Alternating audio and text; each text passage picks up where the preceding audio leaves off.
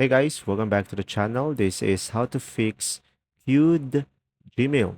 So first thing is just simply open up the Gmail app into your phone and select the three lines at the top left and scroll down to the bottom and go for the settings.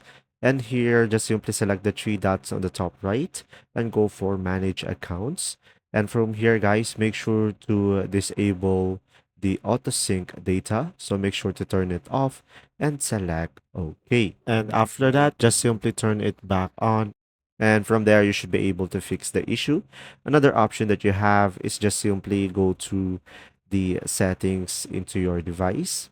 And after that, just simply scroll down and go for the apps and just simply go for the Gmail over here and just simply select it and go for the storage and just simply tap on the clear cache at the bottom and tap on clear data and tap on OK and you should be able to fix the issue. There you go. See ya.